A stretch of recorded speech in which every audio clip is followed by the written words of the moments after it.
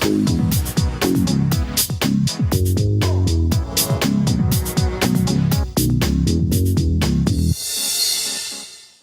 I'm Larry Frenzel. I'm the moderator for today's panel, and I'll briefly introduce the rest of the gang. You probably have seen some of these others speak already. We have Nancy next to me. She's a film TV producer and is program director of the California Film Commission right now. Devin Irene, did all of you hear her in the general session? Anybody not hear her in the general session? Okay, so you can be real brief. Great. Then we have Jay Sheehan, stage manager, production manager. Andy is not here, but we have Diane Kwan, who is an event producer and senior coordinator with Viacom. So I'll start out, tell you a little bit about my journey. Fasten your seatbelts. We're going to go quickly here because we want to time this out so we give you the most time for questions. But I actually went to high school in San Mateo, California, Hillsdale High School, and had great teachers who were very inspiring, but I never considered the arts as a career path. So I wanted to, when I got out, I headed to UCLA thinking I was pre-law. Go Bruins. Yeah, all right. Then I had an experience that was transformative in my freshman year. I went to a noon lunch lecture where Ray Bradbury, the author, was speaking. And I was so impressed with what he had to say. At the break, I went up to the student in charge of the program. I said, "Is there any way I could talk to him?" And the student said, "Yeah, come have lunch with us.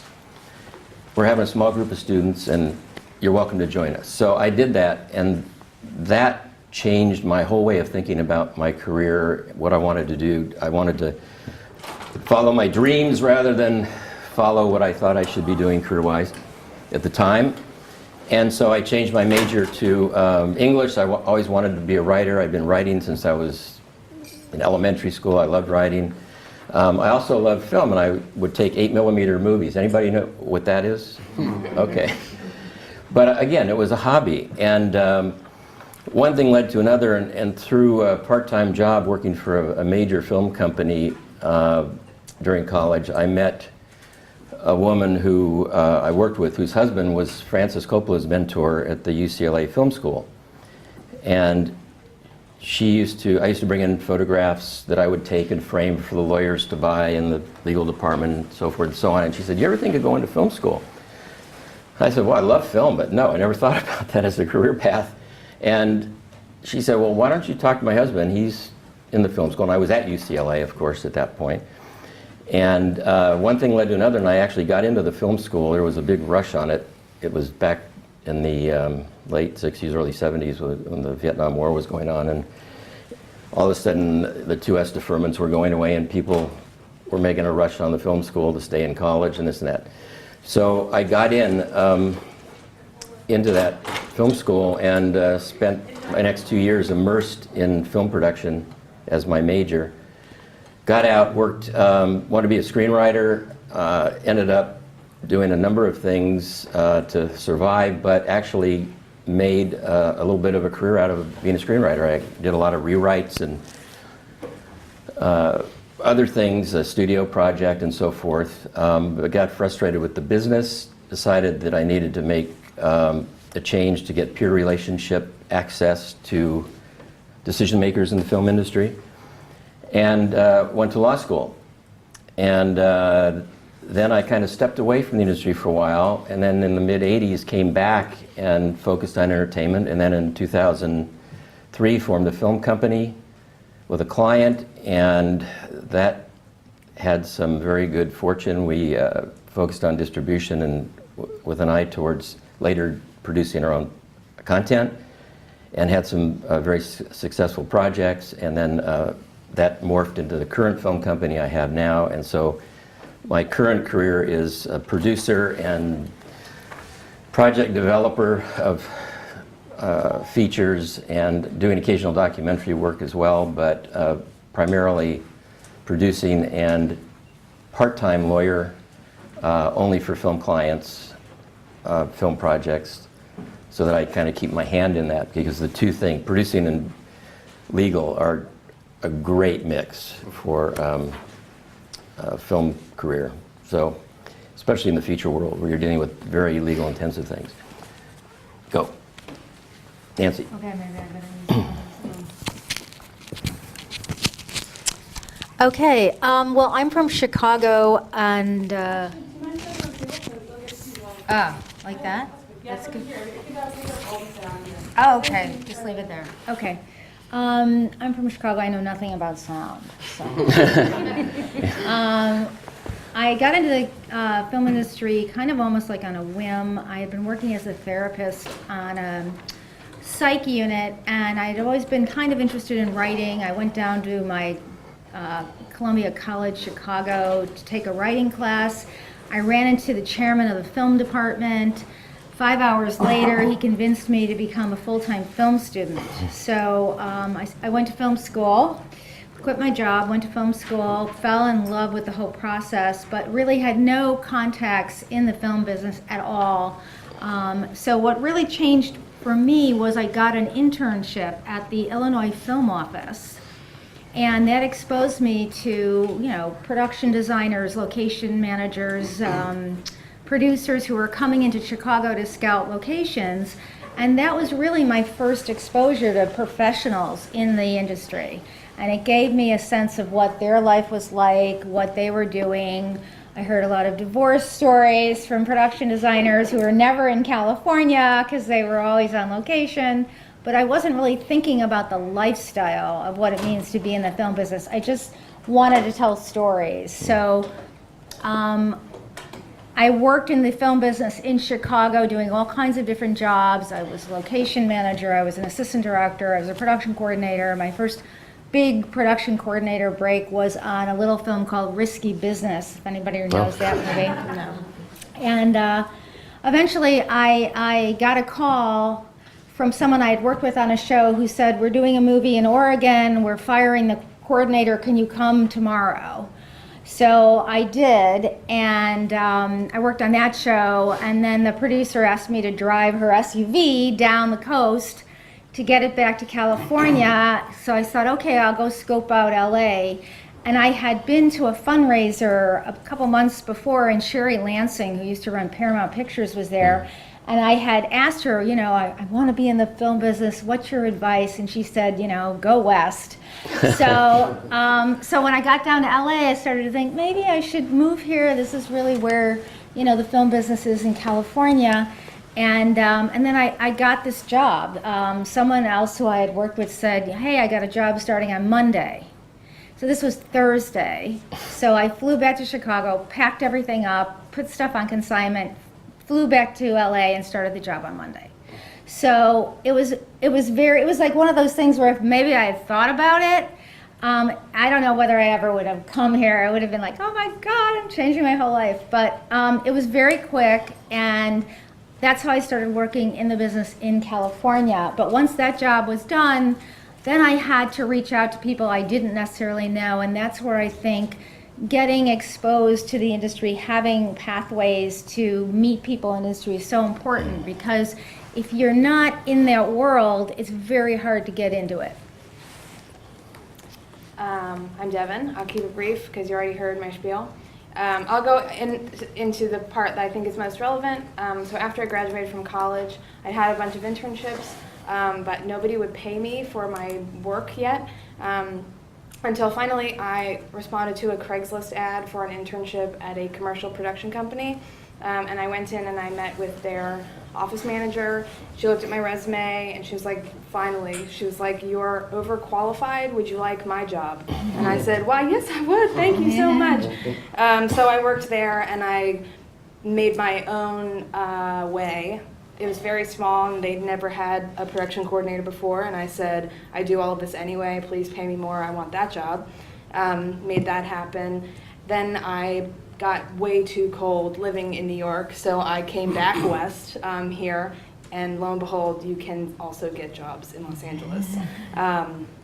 So I just recently made the switch to visual effects from traditional production, which is my first love. And I found that it suits me very well. It's a different style of producing. You sit in the same room with a bunch of dudes all the time, and I'm usually the only woman in the room. I'm usually telling people when to show up and when to eat and when to go home, but they listen to me for whatever reason, and yeah, hope to be doing it for a long, long time. Hi everyone, Jay Sheehan. I was introduced as a stage manager. I haven't actually stage managed a production in 22 years, but it's We'll have to talk to Jack about I that am a one. member of Actors Equity Association, so that still counts as being a stage manager. I'm currently on the faculty at San Diego State University where I teach production management, stage management, and I'm also on the President's Commission to promote the arts on campus. I'm also the National Production Manager for the Young Arts, which is an organization based in Miami that looks to the next high school kids who are obviously talented and 4.0, great GPAs, going on to regional shows in Los Angeles, New York. We do a Kennedy Center show that I produce every year in June, so we're getting ready to do that. And I own my own production company, and we are here based in San Diego. I've lived here for 30 plus years. I grew up in Los Angeles, so I was around the industry a lot. I wanted to always make movies, but I didn't know how to do that. Yeah, my school had a drama club, so I joined that, and in 7th grade made my first prop, and then I've been stuck ever since. So I moved to San Diego to go to school down there because they had a great theater program, which I still agree with. And I left school to go to New York when I had an opportunity because I was it was a Broadway show that had started here in San Diego called Suds the Rockin' 60s Musical Soap Opera many years ago. And it was going to get a chance to be the opening show at the Criterion Center in New York at the corner of 46 and Broadway. So as a 24-year-old, what do? You have like 2 classes to go or an opportunity to go to New York, which was my goal, right? So I went, and I left the 2 classes behind to finish another time. While I was there, the director had introduced me to the production stage manager of the Old Globe Theater. I was loading a truck.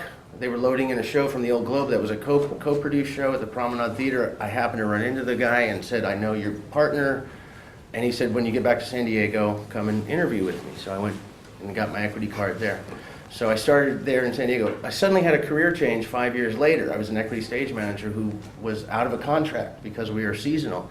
And a Broadway show came in called Damn Yankees with Jerry Lewis. So some of you might know that. My students have no idea who that is. So. But at that point, I suddenly was looking for a job. So I had to quickly reinvent myself because there was a job opening at the San Diego Symphony for a stage manager. So I went and I interviewed, and they said, what do you know about stage managing an orchestra? And I said, absolutely nothing. But I can figure it out in a hurry if somebody will help me. So the good news was that I got the job. The bad news was that the guy that hired me, who said I'm going to be here forever, handed me the keys on that day and said, I'm leaving, today is my last day. You're in charge, right? So, and I said, oh, what does that mean? And he said, well, here's the rider to Jesus Christ Superstar, the national tour that's coming through your building in a month. Advance the show. I didn't even know what that meant, right? So there was a very steep learning curve. So I've transitioned from theater to symphonic music to rock and roll. I ran a venue down in Chula Vista here for a number of years called the Coors Amphitheater. Now it's called the Firm Mattress or something. They just changed names again. So 100 plus Metallica shows under my belt, Roger Waters, all the good rock stuff, and then got a call from my old professor at San Diego State and said, would you come and speak to my class about the differences between stage managing for a rock band and stage managing a theater piece? So I went and I spoke to the kids, and boom, that was like my aha moment about education. So I said, how can I kind of do this more? So they didn't have a stage management teacher at the time. So I made my arrangements. They asked if I would mind teaching the class. I did, made arrangements with Live Nation, who was the company at the time. They let me teach on Monday, and then I would leave for the other 4 days. So the kids were like, oh, you're here, oh, you're gone. So anybody that teaches stage management knows that constant mentorship is kind of needed. So at the end of that, they said, what do we need to fix this? And I said, you need a full-time production manager. They didn't even know what that meant. You need this, you need this, you need this. And then a year later, they said, here's all that stuff. Do you want a job? And I said, whoa. No, I'm going to run an amphitheater for the rest of my life, I thought. And I ended up, that was 18 years ago. So I took the leap and that's where I am, and that's where I am now. Great, thank you. Diane? Hi, I'm Diane Kwan. I work at Viacom, which has like MTV, Comedy Central, a bunch of different properties. I work with their special events team, so we're their internal team, and what we do is we produce their events. So we do everything from like music festivals, concerts, screenings, premieres. Just to give you a brief overview of like sort of what I do, just because I think it's sort of misunderstood a little bit, but I just came off of the biggest gigs I do all year, and one of my favorite ones, which is the Woody's Festival at South by Southwest. It is a musical festival that is paired with the show that is produced by MTV. The festival portion is what my team does. We do everything from front of house, security, pulling permits, food and beverage. We work with the integrated marketing team to get sponsors, and we produce like their activation areas. So we do the builds, we bring in water, we bring in toilets, we bring in everything into an empty parking lot at the Austin American Statesman. I hire staff that's going to work that day. I hire staff for the week that's going to help us build. And then we work closely with production and with the business part in order to make the whole thing happen. My career has been super non-linear. I think that's important because you plan for things when you're a kid, right? You're like, you have a whole life ahead of you, and you think, this is what I'm going to do, and then you decide that's not what you want to do, and then all of a sudden you find yourself somewhere else. And I think being able to like see, being open to seeing like where else your paths can take, as all of us have done, is the best thing. And so I started out I wanted to be a poet, so I got a job at a book publishing company, worked in production, which made me understand schedules, which in my current job now is important in terms of scheduling, shipping, understanding how to put everything together. Decided I didn't want to do that, so then I worked at a restaurant. I was a maitre d', and then I was a bartender, which made me good at multitasking, dealing with lots of people at the same time and dealing with different issues and different parts of the restaurant at the exact same time. And then I worked in talent management, and every day was like the worst day of my life. So I left, but it also made me aware of how to deal with talent when we do concerts, how to fill writers, what legal items, what legal things need to happen in order to book talent, to get talent, and legal in general. And then went back to Tongue Bar, and then I met like a girl I used to drink with, became the VP of the department I'm in now, and she was like, you should come work for me. And I was like, I've been meaning to talk to you about that. So I've been in this position for about 6 years. Great, thank you. I'm going to ask you sort of an overarching question, and we'll try to keep our responses brief, but I think it's a question that everybody may be interested in hearing about, and that is, what are the most important skills that students need to be successful in your particular field? In other words, what would you like to see students coming to you with as they want to intern with you or actually pursue a career path with you? Diane, why don't we just go back down this way? Okay. It's funny, when we were at that advisory board the other day, when you were saying, and I've been talking about this with like some of like the designers and stuff I work with when I was coming here, like what to talk about. How do you teach motivation? How do you teach like passion? How do you teach like, yo, I want to do something? I will see when I have PAs on my job. Now like usually I have a coordinator who's doing all my PA stuff, who hires.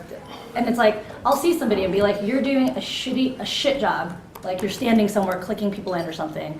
And I'll be like, but you're standing there smiling the entire time. Like, what are you about? What do you want to do? Like, you know what I mean? Like, do that crap job. Go move those boxes and not complain and be motivated to do that. Like, that's what I want to see. Like, at that level, when you're starting out, is like a hunger and like a desire to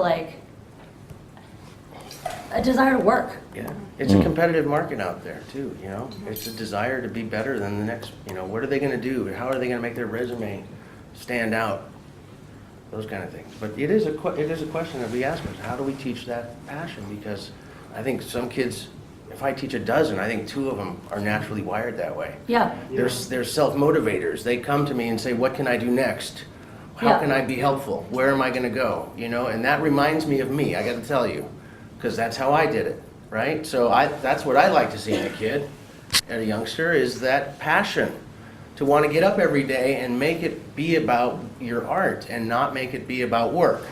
So I try to get my kids to understand, if you can make it not be work, but make it be a life that is enjoyable, how do you meld those 2 things together so that we wake up with a lifestyle of art, you know, and not go to work. So and for production managers, how do you do that? You know, that's a tough call, because we're you know, constantly budgeting and doing those things, but Well, one thing you all had in common, though, is you're all willing to take risk. oh, absolutely. Yeah, you bet. Yeah, You bet. good I point. still have, when I was in college, I went to SeaWorld to do a little gig, and over the guy's head said, I sought excitement, I sought taking challenges, I was all ready to fail in order to achieve something grand, right? I wrote that down. It's on my bulletin board, you know, 30 years later with the coffee stains all over it. But I point it to my students and I say, be willing to take a risk. If, you know, I've been really impressed, like, just sitting in these sessions and actually talking to a lot of you educators. And I have to say, like, I mean, kudos to you guys. You guys are doing important work, and thank you for being here. And, like, I mean, it's just incredible. And, like, but one of the things that I was really impressed by was that, you know, I grew up in San Francisco and I live in New York. And just listening to some of the teachers here talk about how, like, their students aren't exposed to different, like, careers or arts necessarily, you know, like they're in smaller towns. And one of the things that I talk to, like, with the interns that work with us, if I think they're good, and this sounds like such a dick thing to say, and I think they're worth my time talking to, like, I will say to them, like if you want to be here, you want to work here, then you got to be here. Like, you got to take that risk. You want to be in New York? Come to New York. You know what I mean? Like, you can't wait. You can't wait for, like, the perfect opportunity or all the money that, you just got to do it. And you know what? Do it now while you have no family to worry about. All you have to do is, like, worry about getting a place to live and someplace to, and like, have food to eat. And that's all really, like, you have to do when you're 21 years old. I'm so glad you talked about exposure, though. I'm a counselor. And so I'm always looking for people to come and talk to my kids out in the desert. And so any of you willing to come out to the desert, Palm Springs, we'd love to have you come talk to kids. I'll come. Okay, I guess Devin, why don't you? another, like, unattainable, like, passion. You can't, like, put it in a book and give it to a kid and have him learn it. And it's unfortunate, because wouldn't that be great? But on that same token, a person who I might hire, who I would look at and go, you're great, please come back. Maybe they don't do their job because they don't know what their job is, but they have some sense of common sense, Yes. which is so ridiculous to have to say, but I cannot tell you how many times I've, like, not hired a person back because I'm like, why are you doing this thing? Yeah. I didn't tell you not to do it. Yeah. This is true, but, you know, there might have been a better way. And so I think that just comes with practice. So giving your students a very bag of responsibilities and different tasks will help them hone that sort of common sense thing that, oh my God, if I could put it in a pill, I'd do it. Scenarios are good to give them.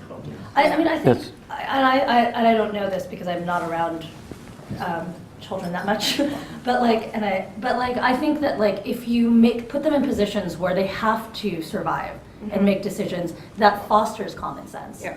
You know, like, because it's like, I mean, I think sometimes, like, if you protect them too much, then they don't learn the basic survival skills. What's the adage? It's work smart, not hard. That's Yeah. kind of how we operate The in 80-20 our principle. business. You know, in visual effects specifically, you only see what's at the outside of the TV. So sometimes if it's not really that important, you kind of make it look good from the outside because that's what is ultimately important instead of, you know, doing it all the way through, which is probably a terrible lesson that you can just shoot your way to the finish line.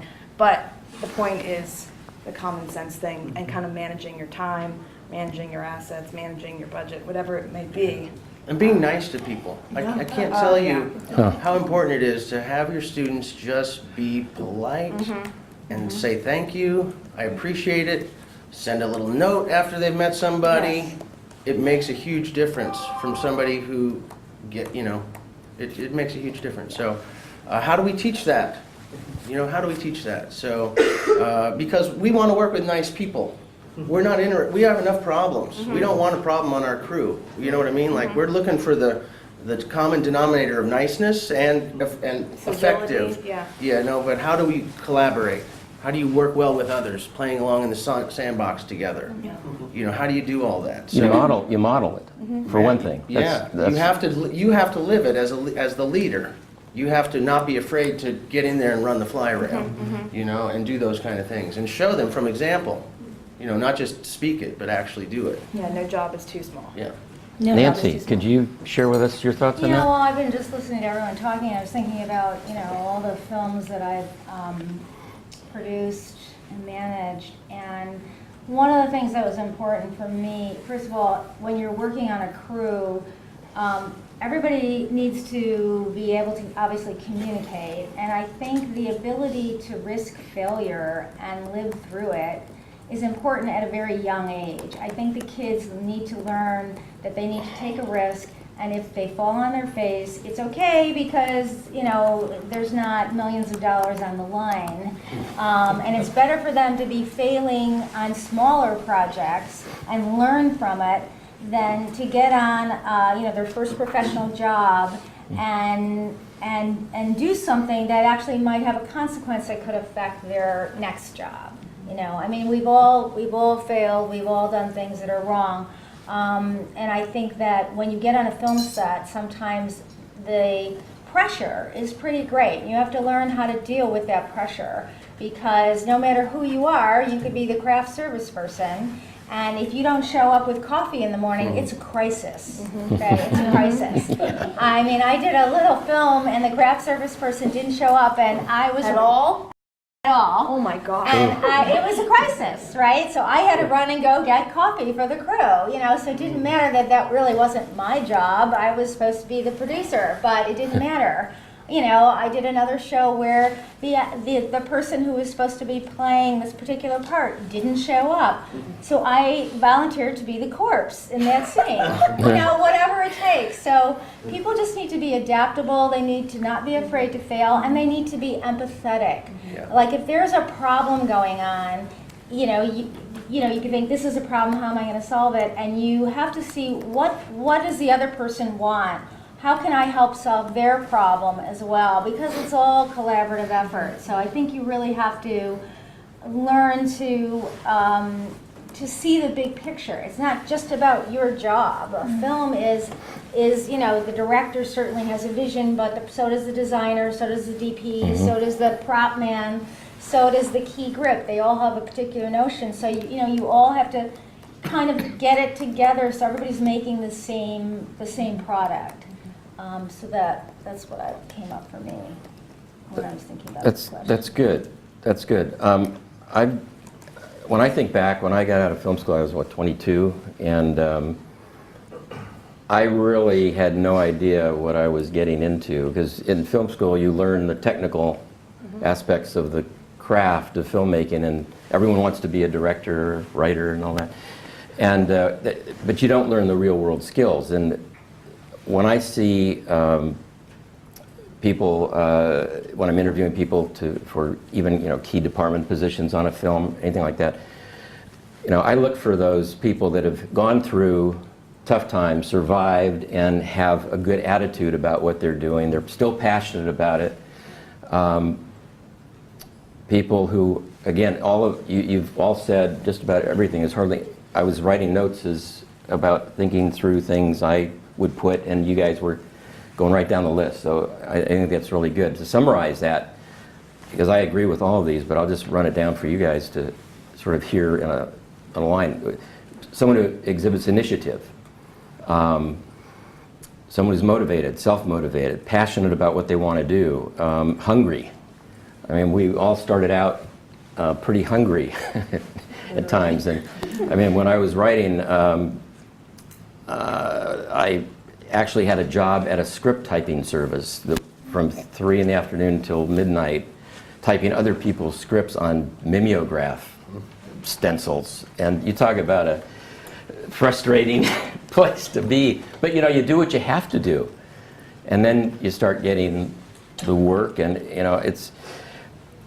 I think part of the thing too is today the whole attitude of the young people is very different than it was back when I was starting out too. Because I didn't know anybody in the film business. I had to find my own agent, got a great agent, and that helped. But mostly found my own deals, just taking the initiative to do that. And I don't see that people are driven that way today so much. They're more entitled, it's that whole entitlement thing. So I'm going to look for someone who's collaborative, whose ego's not in the picture, because this is a very egocentric business we're in. People tend to be control freaks, tend to be egomaniacs, all of that stuff. And Nancy, I'm sure you know that as well as anyone here.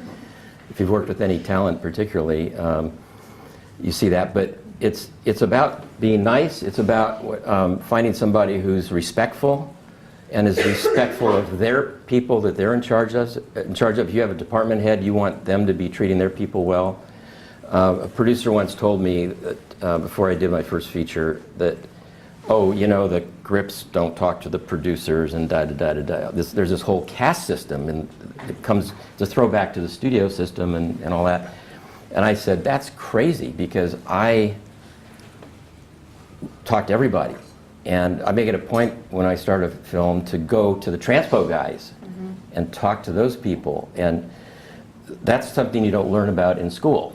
You have to pick up those skills. But if you go and you talk to the transpo guys, you talk to the grips, you build a relationship with everybody, they will die for you when it comes time to get through a crisis and or get you to the airport on time or whatever it is. But it makes a huge difference on a set when you're able to be in relationship with everyone in a positive way, and they're not just seeing you as the person trying to lord it over them or control everybody or be temperamental and so forth. So I think just to go through a list again, we're talking about someone who exhibits initiative, motivation, passion, hunger, willing to take risks. I mean, if you're going to be in this business, if you can't take risks and get beat up and come back from it, you shouldn't be in this business, because failure is a part of it. Even when you are successful, you have failures.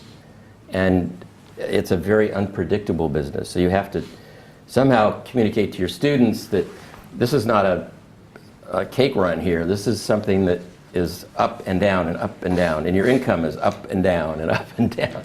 It's so it's not like just getting a job or getting into a career where you have a steady path that keeps going up, and every so many years you get a raise and everything's wonderful.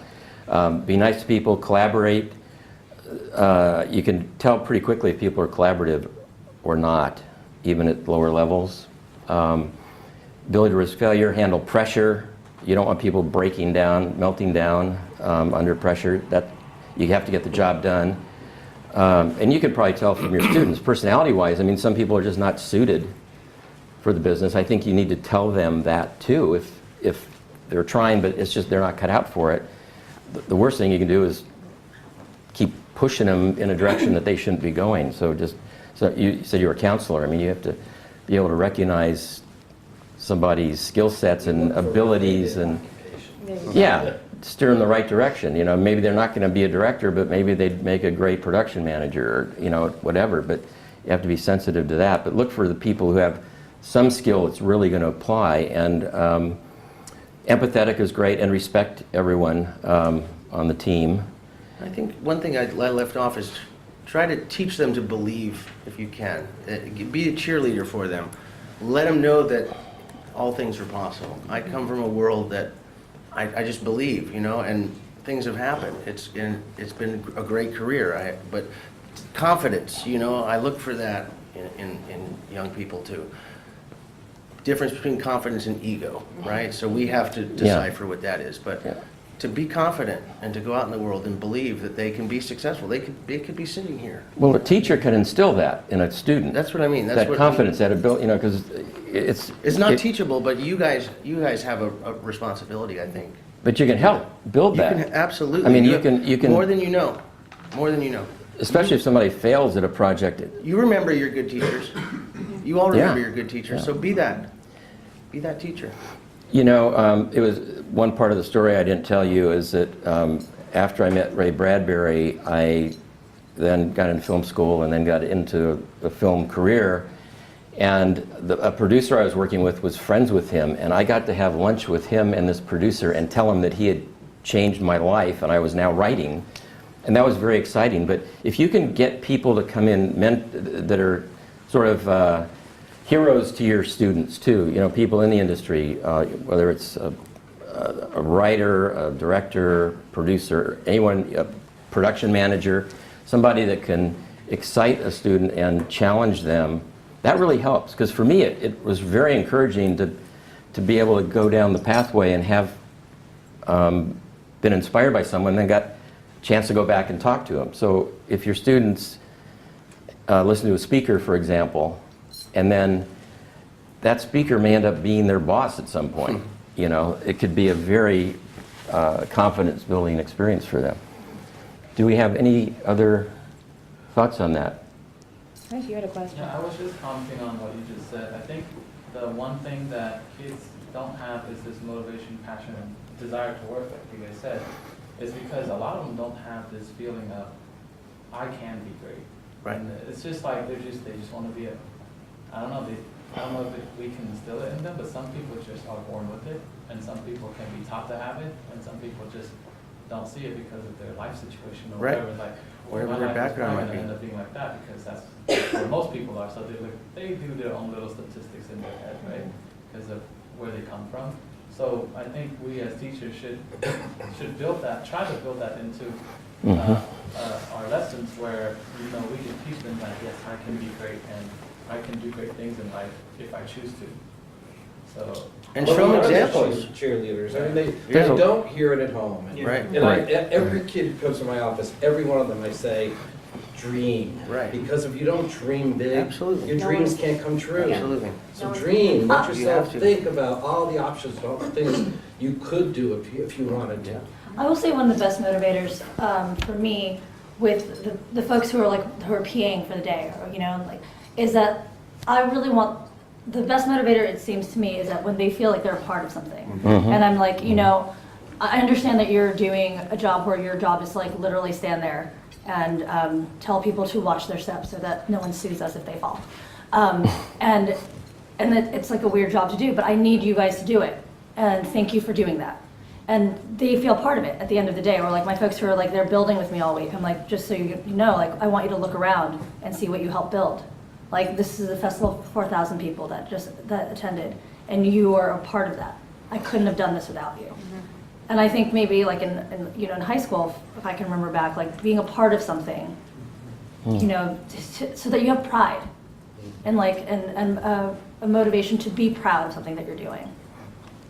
Diane, that's really important because the business we're in is so collaborative and team-oriented that everybody's important, whether it's a grip or it's the DP, everybody's needed to make that film. And so to have everyone feel respected in their position Yeah. is really critical to that team building and collaboration. Because you can't do it. If somebody trips and falls because Yeah. I mean, I can't even. that's a so huge. stupid. Like, No, but I mean, seriously, I hire that position. then everyone's a part of it. And then when you have a wrap party and everybody's hanging out together, But- it's that family feeling like, But hey, this was great. At your panel yesterday with 3 students, one of the things that they said watching the folks shoot at their high school was that they wanted to be a part of this family. Mm-hmm. You know, they wanted to be a part of like a crew family. And I think that was impressive to me because when I think about my staff, and I'm like, how can I get you to like work for me? You've never met me. I will never see you again in 9 hours. But you know, I think that's important. I think, and then giving them that desire to like, I want to be a part of something. I think that's a way to motivate people to want to work.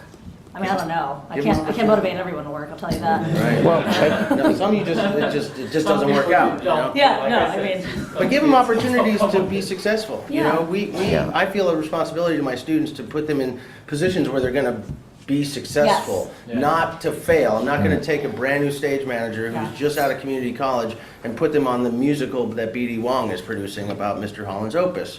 I'm not going to do that. I'm going to put the right people in the right Yes. job. So I feel a responsibility to do that. when I'll interview people for like positions, I'll be like, you know, just tell me this. Like, if you're, I'm thinking about having you, I need someone for credentials. Can you lock it down and tell people no? You know, can you tell talent with like there's 30 guests that they can't all come in? It's okay if you can't do that. I will find somebody else. I'll put you somewhere else where you can be beneficial. Like, are you good at like, are you crafty? Because then I'll put you with the art director and you can make things look pretty in certain areas. You know, like, I think identifying your students' strengths and putting them in positions where they will succeed will, I mean, I don't know, but will allow them. Well, it builds their confidence. It builds their confidence. You know, and which is then, it's a trickle-down theory. You Yeah. know, it's all one big, Interconnected. yeah, it's all interconnected. You know? There's another concept that Nancy brought out earlier when she was talking about going to, as a producer, going to get the coffee because the craft person didn't show up. And that, you know, that's the concept of servant leadership. It's the idea that no matter how far up the ladder you are, you can still help do things like that, help other people out. And that's something that's, I think, teachable. And if you know, you can model it, you can work on it in your group projects and so forth, where the leader, you want to train that leader to be able to deal with everyone else's job and understand their job. So, you know, it's the other thing. It's like, how many times do you get demands? Well, I need this tomorrow, and the person making the demand has no clue what it takes to do it. I mean, even okay, well, we're doing a trailer on a project, and the guy said, well, I need it by such and such a day, and he has no idea that that little trailer is going to take all this time to render and color correct and all this stuff that it's going to take several days to do. So, you know, students have to understand the process too, and how long it takes to do things, and what's reasonable and what's not reasonable, and expectations. I think another thing that's important for your students are the kind of like the soft skills, like interview skills. Mhm, I mean, I can't tell you how many shows that I've had to interview, you know, every crew member to see who was going to work on the film. And at some level, people have great skills. They know, you know, the sound mixer knows how to record sound, and you've got 3 people who all have credits and they all know what they're doing. So who are you going to pick to work with? You're going to pick the person who, on a personal level, you connected with. A person who you feel is not going to be a pain in the ass on the set, who isn't going to stop the show every time a bird tweets, and you know, and so you know, and you're going to check references. So I think it's important for people to know how to be in an interview situation, how to answer questions, how to put their best foot forward, how to represent themselves, how to follow up from an interview. If they don't get the job, you know, thank you for meeting with me. Is there anyone else you can recommend I can meet? The whole networking thing, which I personally, you know, was really hard for me. When I got to Hollywood, I knew, you know, 5 people, and I had to start to network. And you do have to meet people. People need to know who you are, because there's so many people looking for work in Hollywood. If you're not in their head, they go, oh, I need a costume designer. Oh, who is that woman I met the other night? You know, I mean, you really have to keep in touch and let people know who you are and what you're doing. And I think there's so many ways to do that now, and social media and LinkedIn, and you know, there's all kinds of sites where people can go and post their work or whatever. So kids just need to let employers know who they are, what they can do, and you know, what they have done, and that they're nice people to work with, and they're going to get along and collaborate with everyone else. In addition to just like not only saying like what you can do or what you have done, ask an interviewer what you're looking for. You know, I mean, how refreshing would that be? Gather information. You know, like, what do you look for in a production assistant? What do you do? You know, what do you need for this job? Like, what skills do I need to have? So that they can they need to gather that information for themselves. As opposed to like telling me what they think I want to hear, they also need to like figure out what it is that they need to know. I always make my students, if they're going to go for a job, ask the question, why do I want to work there? Is it just for money? Or why? Do some research. Go Google the Old Globe Theater and find out what their philosophical mission statement is and see if it aligns with yours. Do the work that inspires you, right? And just to go on the, you know, who you know thing, we all have heard that it's all about who you know, right? It's all about who knows you, just like you said. So flip it and teach them the other way around. It doesn't do any good if I know 100 people. That's great. I know all of you. But do you guys, you know, you got to flip it, and who knows I mean, you can teach networking. You can Yeah. teach how to go about connecting to the people you want to meet. And most people are fairly accessible. It helps if you have a good box office with a movie. Doors open up more quickly. But still, those are skills that can be taught. You know, how do you go about, if you get out of school and you know nobody, Nancy didn't know, I didn't know anybody, you have to figure out how to do that. But there was no one to teach that to us. Yeah. You could have the benefit of being able to teach your students how to do that. And that's a huge piece of We also teach this. them that you never know who's in your audience. Yeah. Yeah. That's know right. your audience, right? You No, know, yeah. people around you and don't piss anybody off. Yeah. Well, observing, you know, I mean, there's a lot of things that you can get just from watching and paying attention, you know, like to see what the bigger picture is. Not everyone has the time when you're on a Yeah. job to like explain to you what everything's happening. So when you can find an opportunity to like watch and then gather information and then later ask questions like, hey, what is that guy over there like arranging for all those trucks to come in that order? Like, what, you know, like what? Like, oh, because there's a schedule for that, da da da. You know what I mean? Like those kinds of things. Those are kinds of things that make you memorable. Because if you're asking me the right questions, then yeah, I want to cultivate you. I just do a self plug here. I actually wrote a textbook on production management that just came out in September. It's the first one in the United States about entry-level production management in special events, opera, theater, dance, rock and roll. So I'm not trying to sell you the book. I'm just telling you that there's a resource out there now that will help you to understand production management. Thank you, Jamie. Jamie Burrow. There you go. He's very kind. So. It's starting to sound like a late Thank night you. talk show here. You know, there's a resource now, and there's a companion website that your students can go to look for forms and what is a writer and all that stuff. So if your curriculum is that, I'm happy to talk with you afterwards about it. Yeah, it's good to educate yourself on topics like this. You know, there's a lot of great resources. I mean, when I was in film school, there weren't any books on screenwriting out. Well, that's I there mean, was no books on virtually there was production no. We had to learn by reading Well, scripts, yeah. and now there's a whole cottage industry of management. Yeah. film books on all topics, producing There's not and enough writing. of what he's doing, so I was Right. excited when I saw it. Very few. And we've been Thank having you. conversations of how to strip it down for our high school students, because just like that lady from USC, when she said that the post-literate, that's all Oh. visual, Yeah. and it is, they just don't like to read. Yeah. So, Now, are there any more questions from the audience? Yeah, this gentleman here is going. Yeah, go ahead. So back to, having, the following up of, after interviewing or whatever, just to show you that, hey, I'm interested in getting this job. And where do you guys draw the line? Like, you know what, you're bugging me. Like, stop asking me this question. Or like- following up with me. Yeah, Where there's do you so draw many that line? That's I would say it should be, like, if I were to interview someone and they ring me up, like, wow, good for you, but like, don't call me. Yeah, don't bother. Send me a thank you email for Send me sure. a thank you email. If I don't respond, sorry. Like, don't keep negging me. Yeah. Is email stronger than a handwritten note now? I'm Different- I'm old. I like a handwritten I think note. I like a handwritten note, But but more as email- a thank you, not as a, how did I do on that interview? Did I get the job? Right, I'm just talking But about. yeah. Okay. It's really special, I think. It'll make you stand out. Yeah, it's very rare. Well, yeah. we use, every one of our kids. have- But nobody that else thing is doing it. everybody. But it's crazy. Like, But they get so used to it, it's automatic. It's It- not like it's a big Yeah. deal. It's also crazy to me how many people have asked me for recommendations, and after I've given them recommendation, they don't thank me. Yes, Oh. that happened to me last week, actually. Yeah, and I was Someone like, called. and then they come back and they're like, hey, can you give me another recommendation 2 years later? I'm like, no. Just gotta be appreciated, right? And Yeah, I just wanted to comment on something that you already spoke about. When someone comes back and asks for something and doesn't realize the amount that they're asking you for. We had that with the student that talked about wanting to be part of the production family.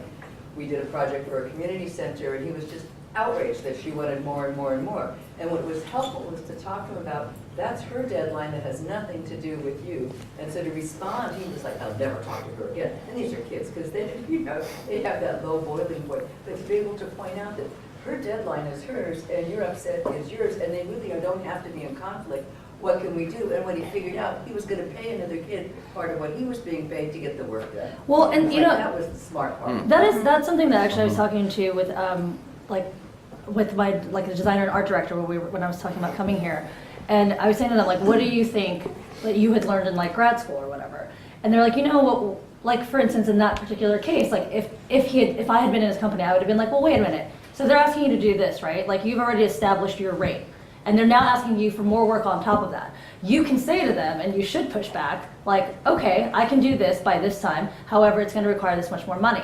I mean, I think one of the things that, I think you probably, they don't teach you in art school. And I'm talking about two designers who went to like NYU grad school, the design program. And they're like, they don't teach you how to be your own business. They don't teach you how to negotiate. They don't teach you like how to basically run your own cottage industry. I mean, if you're looking at a career in the arts, most likely you're going to be a freelancer at some point in your life. You're going to have to figure out like how to work your taxes. You're going to figure out how to negotiate your rate. You're going to have to figure out how to protect yourself. I mean, all of those things at a certain level are things that people should be prepared for. I think all arts programs should have a business side because, I mean, we live in a capitalist society. This is what it is. At the end of the day, we all want to get paid. So, I mean, the best part is when they give us the money. Yep, thanks for plugging my seminar later this afternoon. Yes. Can any of you guys think of a time or an experience that you hired somebody because of something notable they did that kind of sealed the deal for them? I mean, I will definitely, I'm not even joking, there's this girl, Noni Kulata. I've watched her stand outside and be a directional PA, and she's always smiling, and it's like, it's 28 degrees, and she's standing out there for 5 hours. And I've hired her for more gigs just because of that. And if she wanted to do more, I probably would. My coordinator on my last job was a waiter in a restaurant I went to all the time. And he was just good at his job. And I watched him be good at it. And I was like, we started talking, and he's telling me how he's interested in doing event stuff. I was like, you want to check out what I do? Like, I'll hire you as PA. He's like, good, and he was great at it.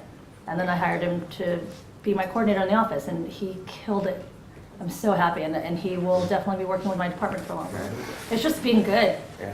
It's one of the things that happens I've found is that if you find really good people, you want to keep them on the team. Yeah. And those people are going to get the work over and over again. That's correct. So it's being able to identify who the stars are, really, even at all levels, like you're saying. They might not be stars all along the way, you know? Yeah. It goes like this, you know? My assistant now, I met him 6 years ago as a stagehand at Viejas Casino, right? I was doing rock shows out in their concerts in the park.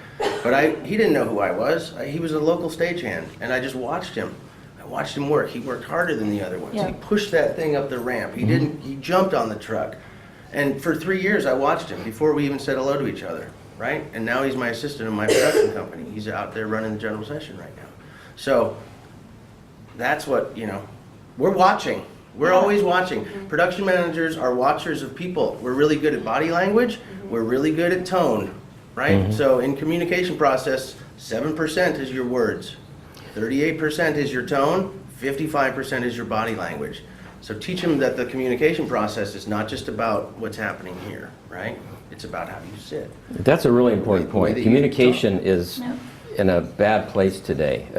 People don't know how to write. They don't know how to communicate concisely, clearly. They don't know how to sometimes speak. It's a text, you know. Yeah. And I have to get used to that. But it's complete sentences are difficult these days. But it's important to teach your students that how important it is to communicate effectively. Yeah. And in an interview particularly, I mean, you don't want to have and somebody... Skype interviews now, not just about person to person, but how is the lighting? How is, you know, I once did an interview, they put their camera here and all I got was their nostrils. I mean, really? That's like That's a common sense. Yeah, common totally. sense. Like Make that sure out here. that you're dressed up. Make sure that there's not shadows over your face. Make sure that your background is not your, you know, whatever. I mean, Trash can in the background. it's if you're doing it from your house, just there's personal effects in the background sometimes. Be careful. Yeah. Yeah. Any You know, other... things have, I'm just saying, yeah. I want to make sure we get all your questions in if we can, too. Anybody else have any... Yes? Oh, I deal with I teach technology, but you bring your technology with them. They have their cell phones, just bring your own device. So we're constantly competing with the device. So in the workplace, are you competing with the device with your employees? I mean, I will tell my staff that comes in, I'll be like, listen, if you need to step away and use your phone, that's fine, but don't be standing there at your job or your post, like on, you know what I mean? Like, Yeah. I mean, Common sense, but yeah. yeah. I mean, we all do it, like, I mean, I do it. like, I'm like, okay, like, can I send this email? You know what I mean? We'll do it, but Well, look what happened at the Oscars. I didn't watch them. Guy was texting and he gave the wrong envelope to the, Is that what for the happened? best picture of the year, yeah. Oh, I didn't realize that was why he gave the wrong envelope. I would say just to that point, in my line of work, I work in a post-production facility, so literally all I do all day is watch TV. I mean, there's a screen, it's enormous, we're usually working on whatever the spot is, the commercials we're working on, but I do often have to like go over to my assistant and be like, dude, I know it's March Madness, but you don't need 4 streams of basketball. Like, I'm sorry, you gotta So yes, like it definitely occurs. On some level, I kind of have to let him have it on though, because we did have spots air during that, and it's important for us to like see that come through. How many times it airs? Did it get any like feedback? Because that's kind of stuff that you don't get from your clients. Like your Applebee's client that I had was gonna be like, hey, great job, everybody loved it. Saw it on Twitter and blah, blah, blah. You have to kind of reach out for that. And he was sort of doing that at the same time as he was watching basketball. But it's a double-edged sword. It's like it gets in the way, but for me at least, it's necessary to have around all the time. One good principle to teach is undercommit and overdeliver instead of overcommit and underdeliver. That is 1,000%. Totally. So correct. Yeah, there's so many times people will come in with a big story and they're the answer to the problem and they're going to be your best crew person or whatever, and they don't perform. Yeah. But that goes at every level too. That goes on. So it's a good principle to teach, so that because that's how you're going to spot your stars. Your key players are going to be the ones who over deliver on their promises. Mm-hmm. Even if it's like to that point in time management, I find with my artists, I ask them, how long is that going to take you? Because I know what their job is, but I can't physically do it myself. I'm not an artist. But they'll tell me, oh, it's going to take 6 hours. And usually they come back in 4. So that kind of thing makes them look great, makes me happy, makes it all work a lot better. That's something they had to learn for themselves to protect themselves and know that you should kind of give yourself a cushion. Another basic life lesson you can teach them is not to impose arbitrary deadlines. Yeah, we're done. Did you have a question before we? I did have to. Are there new kinds of entry-level jobs we should be knowing about, especially ones that are going to be happening in the future? I mean, PAs. Yeah, you they're know, still like, the same. They're still the same. Runners in the rock and roll business, go in and be a production runner. What about in technology? What about in your special effects firm? In my special effects firm, the folks that like we have on the lower end are doing kind of, it's similar to what your PAs do. It's the digital version of standing outside and clicking people in. It's like doing roto work, which, you're cutting things out of frame. Yeah, exactly. That's the correct reaction. Yeah. Just like cutting frames out. But it's 1,000% necessary. It's the first step towards building the foundation or compositing something correctly. And like, it is shit work. It's horrible. It takes forever. But it's kind of that, what is it, 10,000 hours principle? Like if you practice and practice and practice, you will eventually be an expert. So having that practice of using your Wacom tablet and cutting it out and seeing how the different sections you're cutting out might later down the line with some other dude in another room might be useful. Sucks, but it's necessary. I can't impress upon. Oh, sorry. No, it's a decent paycheck at the end of the day. I can't impress upon how like people who the best bosses I've had or the best teachers I've had in terms of like in my line of work have been people who've done all the crappy jobs because they have a better picture of like what the overall production is and know like it's super awkward to mic run. You know what I mean? Like or whatever it is that you're doing. Like it's really helpful. So I mean I think that's the one thing, like start small, because honestly like You're better for it. you're better for it. You'll be better at your job later on in life. Go teach them to run feeder cable. One other comment, if you have kids who, are creative, who want to be writers or directors or whatever, have them enter contests. Have them, there's a million contests, there's a million film festivals out there.